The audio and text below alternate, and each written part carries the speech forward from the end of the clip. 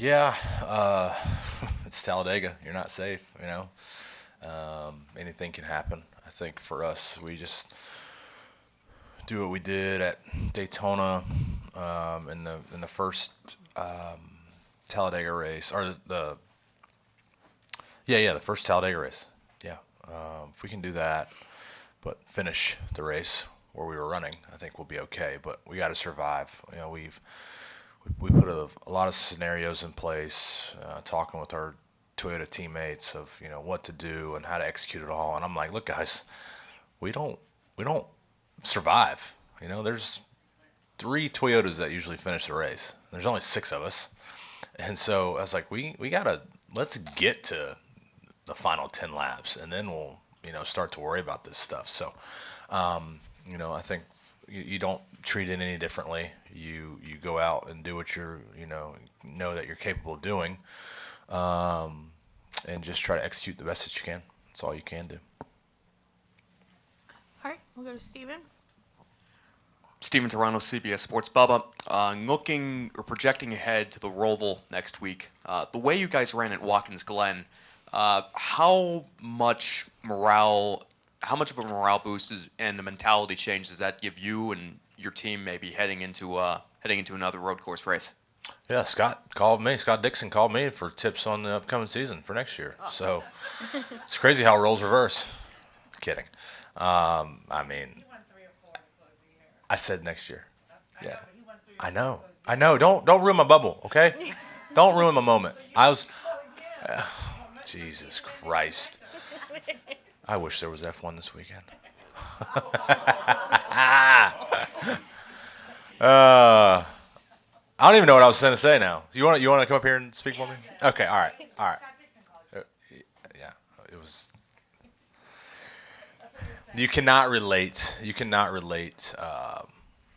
anything from the Glen. Obviously, two different racetracks, but I think just from being able to the things that I learned at the Glen, like approach wise on corners and kind of technique stuff, you can carry that over. And so I worked on a little bit of that this week in the sim, and picked up some speed and found a decent rhythm, So it's all virtual right now until you get there in real life next weekend. But looking forward to it. I know we've run well there the last couple times we've been on the Roval, so it's just all a matter of surviving and not trying too hard and not getting caught up in somebody else's mess. And that Watkins Glen race ran pretty straightforward. There was only one caution, no stage breaks at all. Now we've got stage breaks again. So is that something that? How much does that change your strategy? Do you welcome that, or would you rather have it run as it was? No, I was whooped after the Glen, no breaks. Yeah, I don't know. I think that'll be a fair question to ask after. I mean, yes, we've had them before, but I don't know. I think you talk to the teams, stage breaks you kind of know your plan. There's no strategy involved with stage breaks. So that's kind of the only thing that kind of ruins your fate's already kind of sealed on what you do. You pit this lap, pit again, finish the race. That's it. Thanks, Bob. Yeah. All right, we will go Claire, Kelly, and then Lee and Holly.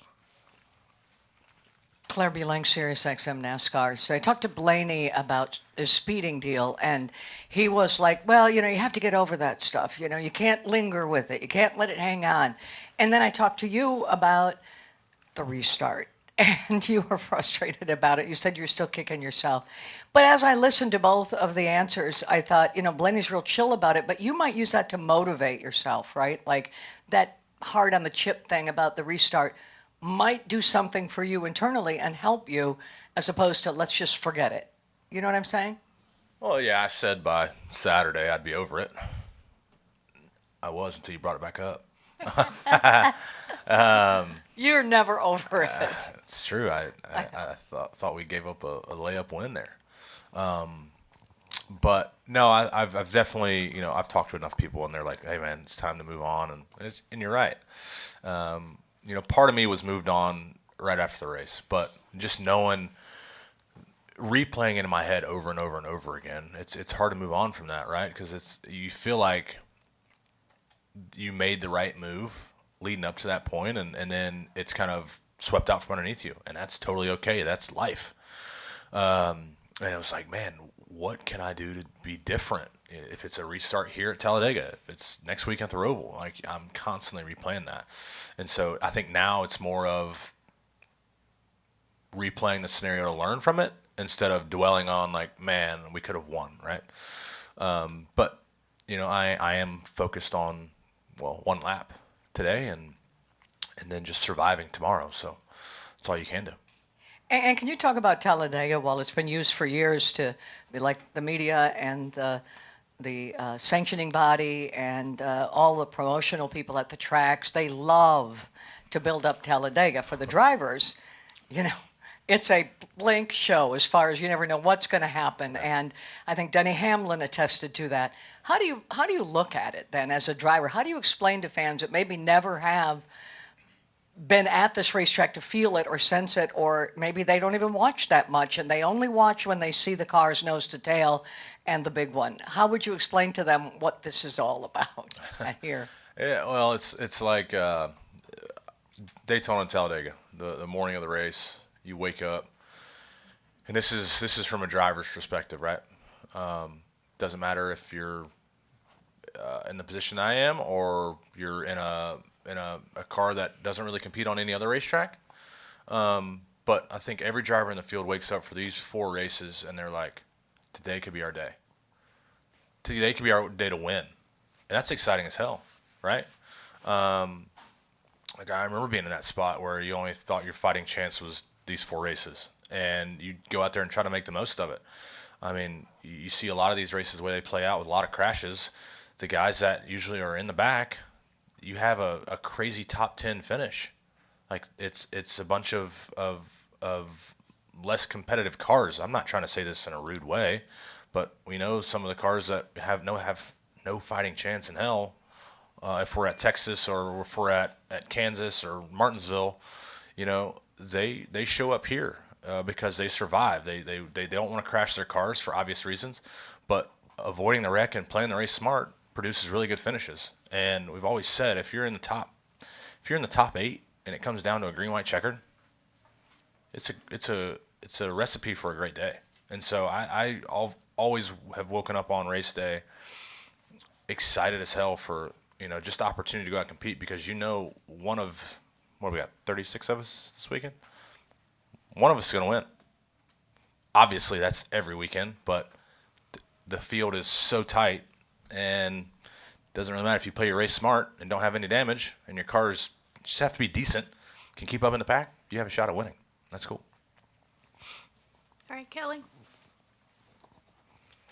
Kelly Crandall, Racer.com. Bubba, as you have gone through this season, in the regular season, it was try to win a race, try to qualify for the playoffs. You get in the playoffs, still searching for that win, but now that you're in the playoffs, has your expectations or goals changed as you guys have gone race to race? This may sound funny, but have you found yourself wanting it maybe any more than you thought you would to keep going race by race, round by round? I mean, obviously a win would be great. I would love to just continue to advance just by winning, not pointing our way in, but advancing is advancing no matter how you do it, right?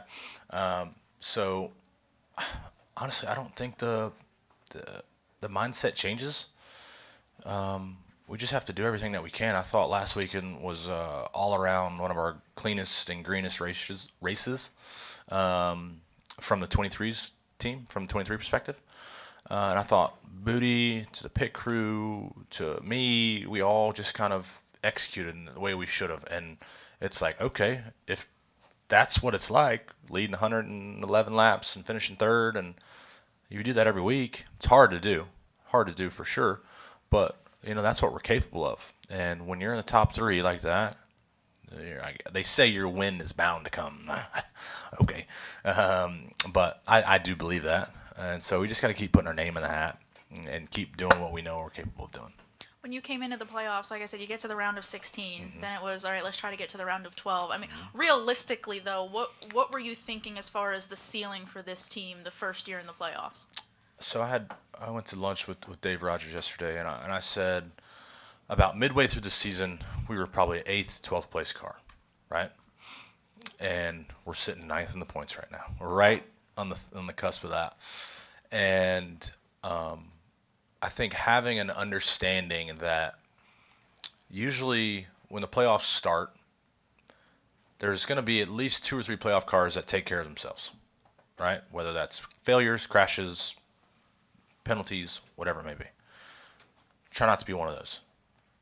You go out and make sure you have a good day, you execute solid, pit crew has a good day, execute solid, crew chief, strategist, they execute solid.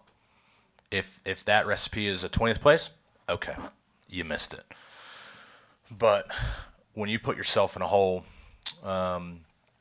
it's tough. That's where the mistakes happen. So I think it's very capable. We're very capable of getting to the round of 8.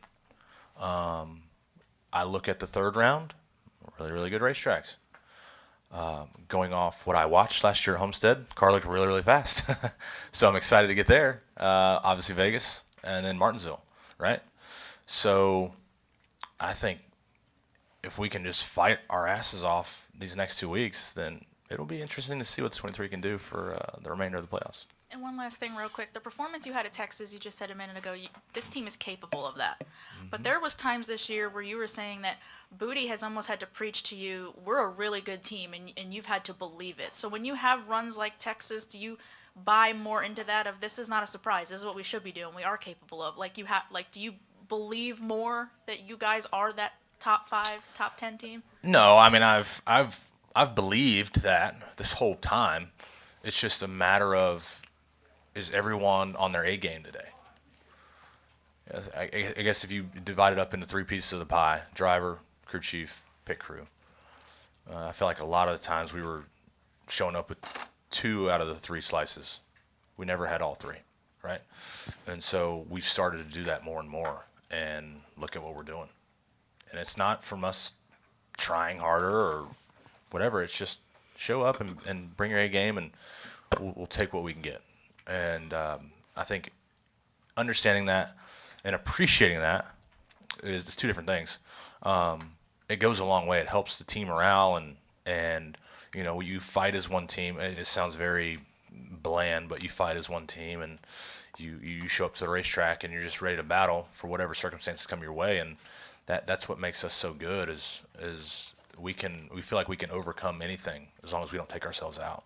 So the races can get long, super long, and you can dial yourself right out. But when you have the right people in the right place to help you out, it makes that transition a little easy. All right, we're going to go Lee, Holly, Shane, and wrap with Gwen. Okay, go ahead, Lee. Lee Spencer, catchfence.com. Just curious, did you have to get to like the Roval? Because when you look at your progression there from a 30-something finish to 7th the last time, every start of yours, you have become incrementally better. And I'm just wondering if it was a process over time that got you to where you were last fall, or did you have to really learn to like the track? Well, yeah, I mean, hell, I created the racetrack. I moved the damn wall. Eric was, 2 laps later than me? Yeah. I was not a fan of it. It's a really, really tough racetrack, right? I think the only people that like it are the ones that win. And it's just no room for error, right? These cars are so on edge. You have to drive them on edge, and more so in the next gen car. You're pushing this thing to the absolute limits, and with that, you kind of get a little bent out of shape, and you can gather it. And Roval, I think the only room for error is one of the hardest corners is 3 and 4, and it's off camera. It's a right-handed corner, and you're kind of chasing it. You've seen a lot of guys spin out into the barriers over there, but that's the most room that you have. Everything else, you're hitting the wall and you're done. So it's tight, and you got to be super finesse. And so I think understanding that and slowing it down more mentally and trying to process things a little bit different has helped me with that. And then just the prep work that we do has helped a tremendous amount. So being on the sim, talking with teammates, and figuring out, where to gain speed, where to maintain, and where just to, try to have fun. But it's chaotic. It definitely is. It lives up to the name of just being dramatic, right? I know Marcus is probably listening to this, so if I praise it up anymore, then he's going to add it onto the schedule for probably the next 10 years. Do not want that. But, yeah, it's chaotic. All right, we will go to Holly and then Shane. Go ahead, Holly. Bubba, just kind of following up with this, but can you talk about the level of confidence that it seems like you have now? I mean, this is your first playoffs. You've advanced to the second round. You are in good shape, I would say, in terms of the points right now. You just had it. But for you personally, what does this do to the level of confidence now that you're taking into this? Yeah. Back to my conversation with Dave yesterday. He sat down. He's like, "How's it feel?" And I just came from the golf course with Blaney, and I was like, "What? Getting my ass kicked on the golf course, or what?" He's like, "No, being in the round of 12." And I'm like, "Meh." And no, don't take that as I don't care to be here. It's just another race. We're just so happy to be in the next round, and I think it's super cool. But I also think we should have been here last year. We were capable of doing this last year. We have the right people. We just can never put it all together. So it's been a lot of work to get to this point for sure. And it's super cool to see the results pay off for everybody on this team. And I could see my guys fired up about showing up to the racetrack, and we still got our name in the hat, and we're progressing forward. We were the last seed to start the playoffs. We're the last seed for this round, and we advanced, and we're 2 points out of advancing right now. So it's cool for them, right? I'm pumped to see them work extra hard to make sure that we're doing everything right, and that's what motivates me, right? But for me, Talladega's Talladega. We know how crazy it can get. Roval's Roval. We know how crazy it can get. So you just got to take it one lap at a time and just understand what I said earlier. People are going to take themselves out. Don't be one of those people. All right, Shane, and then we'll end with Gwen. Go ahead, Shane. Hey, Bubba, I'm Shane Connick, Charlotte Observer. Kyle Busch was just in here talking about his new deal with Spire and talking about how he looks to continue to stay involved with that and touted the impact that he knows he had on a lot of younger drivers coming through the ranks. What did he mean to you? Obviously racing for Kyle Busch Motorsports, and what kind of role did he and that team play in your development as a driver? Yeah, some dog got paid. Good for him. Selling the house, selling the team. Sam still has her shop. Oh, okay. Thank you. Well, there we go again. Lost my train of thought. Thanks, Jim. No, Kyle's obviously a heck of a racer. Gave me an opportunity when I was a part of the JGR camp 2013 and 14. And it was tough, racing against him. He was the one to beat. And I remember 2013 just racing every weekend, and doesn't matter where we were at, he was fast, and you were just trying to replicate that. And he would almost talk to you like, "Hey man, it's easy, just do this," and you're like, "What? I'm trying to figure it out." Well, I think it clicked about halfway through 2014, where the 54 started being talked about almost as much as Kyle, right? And I think once you figured it out, it was fun to show up to the racetrack and know that you were going to run top 3, right? Top 2 is going to be the 51, 54. And, I appreciate that and just learning. I remember after Martinsville, 2013, it was in the off season, and he sat me down and he was like, "Hey man, if you didn't win Martinsville, you were out. Simple as that." And I was like, "Well, we won, so let's do it again." And I think just we obviously know how Kyle is, but you can take and appreciate some of that of just trying to push to be the absolute best. And it may come off as being a jerk or being an asshole sometimes, but I understand what he's trying to go for. At the end of the day, he's helping a lot of people, but he's racing for himself and wants to be the absolute best. And so if you can learn from that, if you can get past the harshness of that and try to take some of those traits, I think that helps you along the way. And that's what I've done, right? I try not to be as sarcastic, but just from the racing standpoint and just going out and absolutely being a dog. Kyle taught you a lot about that, so it's pretty cool.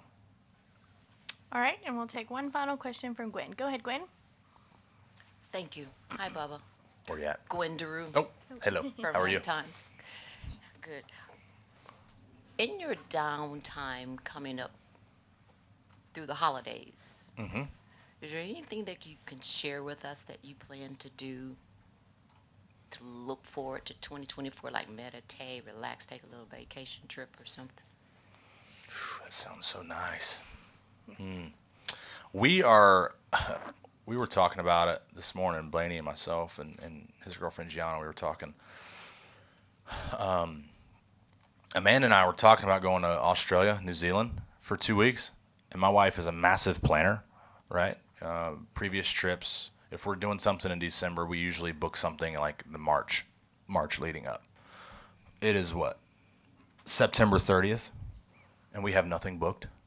And so I don't know if that's going to happen, but I know if we continue to wait, the plane tickets are going to be astronomical, which may just be more motivation to get to the next round, to accept that bonus, to pay for those tickets. But thinking about and trying to get through trying to get all the irons worked out, but trying to run snowball derby for the first time this year, so that's not relaxing at all.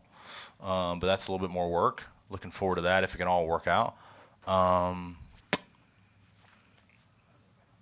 I think other than that, it's just chilling at home. We are in the midst of building a house. We broke ground 2 months ago around that, and I have no idea what the house is going to look like or whatnot. That's all Amanda, which is totally fine. But that'll be next off season when we move into that. And so we'll be dealing with that in the off season. But really, I've been able to just get away throughout the weeks, even during the playoffs now, of just playing video games, staying at home. So that's what I plan on doing, whether it's in Australia or not.